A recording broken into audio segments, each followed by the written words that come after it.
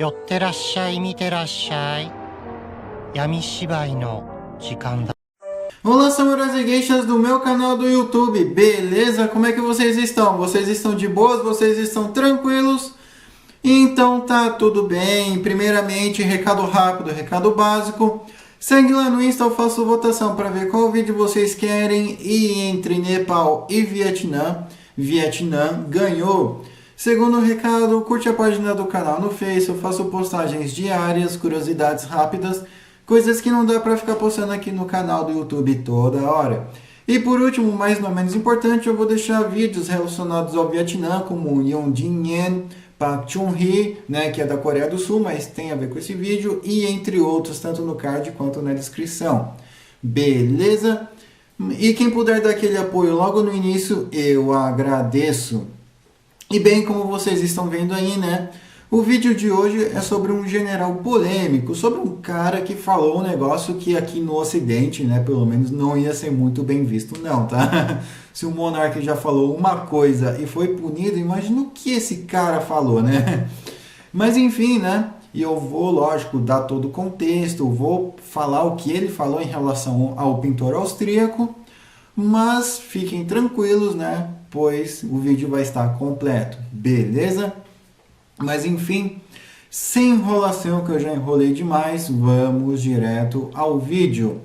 Nguyen Cao Ky, ele nasceu no dia 8 de setembro de 1930 e veio a falecer no dia 23 de julho de 2011. Pois é, um tanto quanto recente. Nguyen Cao Ky, por incrível que pareça, pela ironia do destino, ele acabou nascendo, né, em oeste de Hanoi, no tempo, né, em que era a Indochina francesa ainda. E não se sabe muito sobre sua infância ou sobre sua adolescência. Sabe-se, né, que durante o início de sua vida adulta, ele foi se alistar ali, né, no Exército Nacional Vietnamita, no Vietnã do Sul, e ele estava ali treinando para ser oficial. Só que ele não conseguiu ser oficial e foi designado para ser infantaria. E beleza, né? Ele acabou participando ali da Primeira Guerra da Indochina contra o Vietnã do Norte, né? Como contextualizando, o Vietnã do Norte era o Vietnã comunista. E com isso ele foi batalhando e tal, foi subindo de patente até virar tenente. Isso acabou rimando, mas foi sem intenção. Só que, né, apesar dele ter virado tenente e tal, os franceses viram um potencial nele, pensaram, opa, peraí, o que pode acontecer, o que não pode acontecer. Aí os franceses pegaram ele, né, levaram ele para o Marrocos, justamente, né, para treinar, para ele ser um piloto, né, para ele combater nos céus. Mas o que aconteceu foi o seguinte, né? Ele acabou treinando ali no Marrocos, né, um avião, e ele só foi designado, né, para poder voltar a pilotar em combate a partir do dia 15 de setembro de 1954. Só que nesse dia a guerra já tinha terminado. Então, né, paciência, o Vietnã do Sul acabou, né, perdendo. Mas, né, ele acabou ali retornando ao Vietnã do Sul, e depois que ele retornou ao Vietnã do Sul, ele foi lá e foi para os Estados Unidos, mais precisamente ali para o Alabama, onde ele ficou por 6 meses treinando, né, se especializando em combates aéreos, estudando a teoria de aviões e coisas do gênero. Aí depois ele acaba retornando ao Vietnã do Sul. Mas quando ele retorna ao Vietnã do Sul, o Vietnã do Sul, né, já está sobre um golpe de uma junta militar. Yeon Jin-yen ainda é o presidente, mas o primeiro-ministro Duong Van Minh, né, que deu esse golpe de Estado, só que o Ky estava apoiando ele, né, Nguyen Cao Ky apoiou Duong Van Minh. E com isso, o Nguyen Cao Ky, ele literalmente recebeu o título ali de Marechal da Aeronáutica Sul-Vietnamita, ou seja, o maluco já voltou ali com os status, né? E beleza, a partir desse momento, né, ficou ali, né, o Vietnã já estava em guerra, né, só para contextualizar, e com isso, o tempo vai, tempo vem, chegamos aí em 1961, E o que aconteceu nesse tempo? Bem, nesse tempo o Nguyen Cao Qui ele passa a trabalhar para os Estados Unidos, mais precisamente para a CIA, né, para mandar espiões ali e aviões para fotografar o país, coisas do gênero, né, o Vietnã do Norte. E com isso, até mesmo o próprio Nguyen Cao Qui chega a fazer algumas fotos ali no Vietnã do Norte, sobrevoar ali algumas áreas, e depois disso ele retornou ali, né, e foi se apresentar ali para o chefe de salão da CIA. E o mesmo, né, junto com os seus pilotos, fez uma apresentação ali para o cara, porque ele queria analisar também como que estavam as coisas, os combates, os aviões. E aí, beleza. A partir desse momento, né, o chefe de salão da CIA, ele gostou, ele foi com a cara do Nguyen Cao Qui.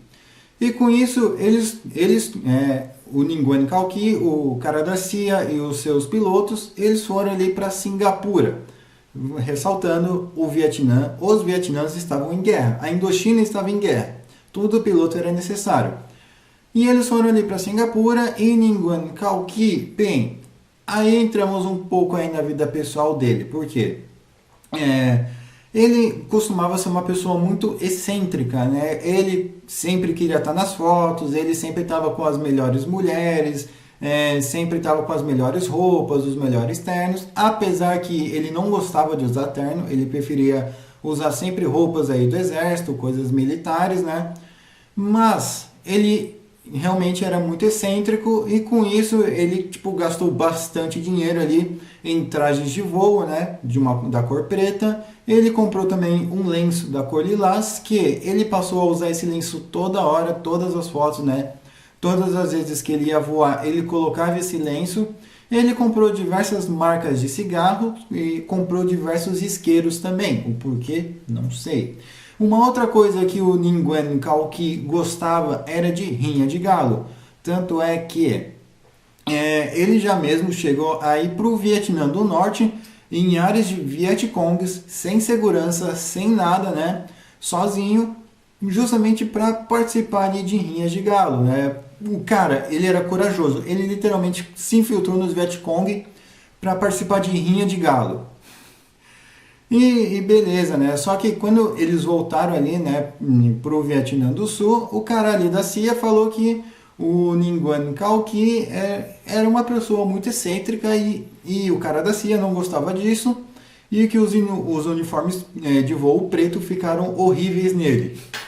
Do nada virou um programa de moda. Os caras estavam um adendo, tá? Eles estavam em guerra ainda, tá? Só ressaltando. Já em janeiro de 1964, um cara chamado Nguyen Quan, ele foi lá e deu um golpe de estado em Duan Van Minh. E dessa vez o Nguyen Cao Qui apoiou esse Nguyen Quan diretamente, ou seja, aí sim ele participou ativamente do golpe de estado, só que tinha um porém. Esse Nguyen Quan, ele acabou rebaixando dois generais ali que não gostaram muito disso, ficaram extremamente descontentes com isso, não curtiram essa ideia e com isso esses dois generais rebaixados, eles foram lá e reuniram ali seus exércitos, recrutaram bastante gente. E um fato curioso é que muitos dos soldados desses dois generais eram de maioria católicos, né? E eles gostavam bastante, fervorosamente, do Yong Dinh-Diem, que, para quem não sabe, né, foi um político sul-vietnamita católico que perseguiu os budistas, mas enfim, né? Então, eles tentaram um outro golpe, eles acabaram tomando uma cidade aí, sem dar um único tiro. E não só isso, mas também eles basicamente, né, chegaram até Saigon e fizeram uma transmissão. Nguyen Cao Qui disse que era leal ao Nguyen Quan. Só que ele foi ajudar o Nguyen Quan, só que os seus aviões estavam sabotados. E quando ele escutou a transmissão de rádio em Saigon, a primeira coisa que ele fez, né, foi literalmente ir para a base aérea ali, né, e cercar a base aérea e proteger a base aérea contra esses dois generais, que acabou resultando no impasse. Esses dois generais com seus exércitos, né, eles estavam ali com tanque de guerra, fuzileiros, granadeiros, artilharia, e Nguyen Cao Qui estava ali, né, só com o que ele tinha de acessório extra eram as metralhadoras dos aviões. Fora isso, ele só tinha armas convencionais mesmo. Então, acabou ficando no impasse por horas, lembrando que eles estavam em guerra e tanques de guerra estavam sendo usados contra o próprio povo em vez de usar contra o inimigo. Não falo mais nada. E só que os dois generais, né, eles tentaram uma aliança com o Nguyen Cao Qui. Aliás, eles tentaram convencer o Nguyen Cao Qui a se juntar a eles. Aí eles teriam basicamente o domínio também do espaço aéreo do Vietnã do Sul. Só que Nguyen Cao Qui, ele disse que era leal a Nguyen Khanh e não se rendeu, não saiu dali. E os dois generais, vendo que isso não ia dar em nada, né? Eles literalmente falaram assim, quer saber, mano, que se dane. Eles literalmente vazaram mesmo. Já em 1965, né, um outro golpe de Estado estava tentando acontecer. Só que dessa vez era de um general sul-vietnamita que ele trabalhava para o Vietnã do Norte, ou seja, ele era um comunista, um agente duplo, mas com lealdade ao Vietnã do Norte, e ele tentou convencer o Nguyen Cao Qui a dar um golpe de Estado em Nguyen Khanh. Só que Nguyen Cao Qui também já estava de saco cheio e ele já estava planejando o próprio golpe de Estado. Ou seja, golpe de Estado em cima de golpe de Estado em uma guerra. Então tá. E a partir desse momento, né, os fervorosos, os ferrenhos ali, né, que queriam um governo católico, um governo fervoroso católico no Vietnã do Sul, apoiadores ferrenhos do Nguyen Dinh, eles literalmente, queriam partir para cima desse agente duplo. Só que as coisas já estavam ficando muito tensas. Então, o Nguyen Cao Qui conseguiu segurar os ânimos, né? Ficou ali tudo de boa, tentou dar uma acalmada nas coisas e beleza. As coisas ali melhoraram por um tempo, entre aspas. Então, ainda em 1965, Nguyen Cao Qui ele é chamado para a revista Time, uma revista dos Estados Unidos, uma revista norte-americana. E fizeram uma pergunta para ele. A pergunta que fizeram para ele era a seguinte: quais são os seus heróis? Aí Nguyen Cao Qui responde. Ele responde: bem, eu não tenho heróis. Aliás, eu tenho apenas um, Adolf Hitler. Eu vejo ele como uma inspiração, pois ele conseguiu reerguer a Alemanha do caos que ela estava. E ele ainda complementou: o Vietnã do Sul, a democracia falhou com o Vietnã do Sul. Apenas um governo com mão de ferro vai conseguir colocar isso aqui no lugar. Para o Vietnã melhorar, iam ser precisos de 3 Adolf Hitler no poder. Fecha aspas, tá? Nguyen Cao Qui que disse isso. E ok, ficou um negócio meio estranho, meio tenso, mas coisa que acontece, né? E já no dia 19 de junho, ainda de 1965, Nguyen Cao Qui ele acaba subindo no poder como primeiro-ministro do Vietnã do Sul. E a partir desse momento, né, ele basicamente já passa ali a fazer algumas reformas e ele curiosamente começa a ganhar muito dinheiro. Mas como assim? Como ele consegue ganhar dinheiro? O que ele faz? Corrupção? Talvez. Vamos lá, ele literalmente fazia um cosplay de um político brasileiro e começava a literalmente taxar tudo. Sim, ele taxava tudo que ia para o Vietnã, inclusive ópio.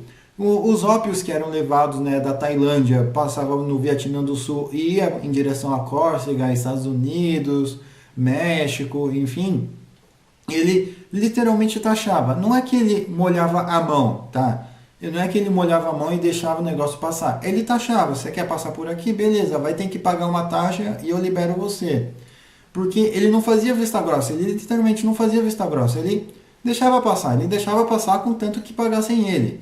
Ele não queria apreender o ópio, ele só queria dinheiro.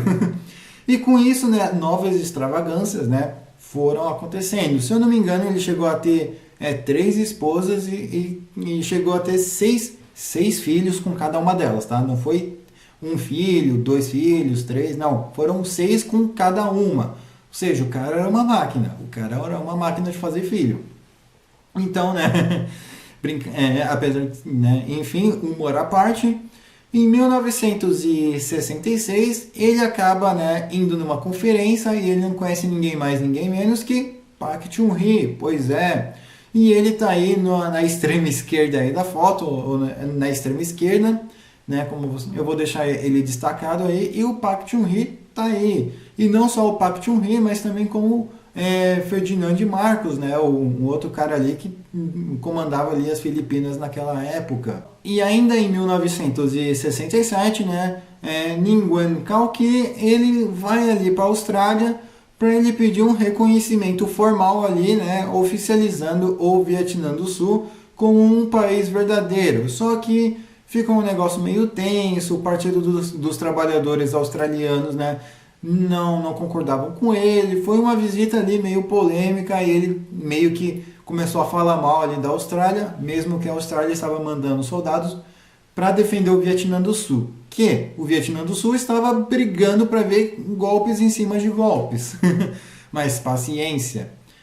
E no dia 28 de outubro de 1967, né, Nguyen Cao Ky deixa o cargo de primeiro-ministro. Sim, ele deixou de ser primeiro-ministro. Por quê? Porque no dia 31 de outubro, ainda de 1967, ele literalmente vira o presidente do Vietnã, tá? Ele literalmente vira o presidente do Vietnã. E não só isso, né? Mas também como ele governa o Vietnã ali, basicamente, até Saigon cair. Ele ainda chega a tentar organizar alguns combates ali em Saigon, né? Para tentar combater a Operação Tet, mas não dá certo e ele acaba saindo, fugindo ali junto com um navio americano.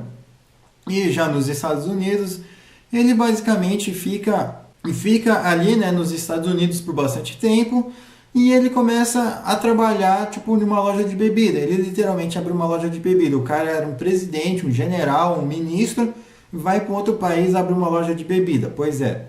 Só que, né, ele fica nos Estados Unidos até mais ou menos 2004 por aí. E ele acaba retornando ali ao Vietnã, que já estava recém-unificado, e os sul-vietnamitas veem ele, de certa forma, ali como um traidor. Mas o porquê? Pelo fato, né, de que, o cara, o sul-vietnamita, tá sob a nossa bandeira e vai ali no Vietnã do Sul. No Vietnã comunista, né? Mas ele disse uma coisa, né? Ele disse que ele já está muito velho para guardar rancor, quem guarda rancor só pensa em si mesmo, e quem pensa no Vietnã deve torcer pelo melhor Vietnã, e ele era bem preocupado também com o futuro do Vietnã na geopolítica, se o Vietnã ainda iria continuar existindo no mapa. Então, querendo ou não, ele ainda gostava do Vietnã, não gostava do governo do Vietnã, mas ele tinha um forte apego ali pelo Vietnã.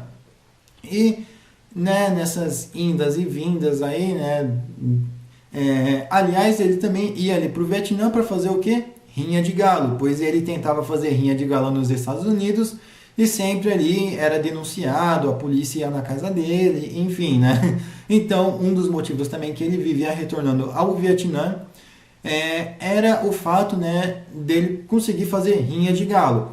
E também uma outra coisa surpreendente é que mesmo ele indo ali para o Vietnã, né, ele nunca foi agredido, preso ou simplesmente ter se perdido ali, né, ter sumido ali, mesmo ele sendo sul-vietnamita, né, enfim, e uma oposição de certa forma ali ao governo, mas ficaram bem tranquilos em relação a isso. E em meados aí de 2011 ele acaba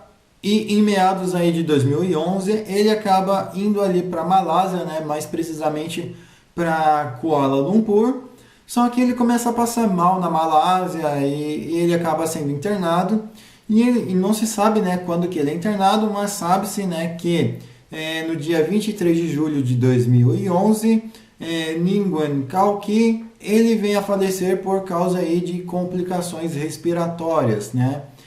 E o seu corpo ele é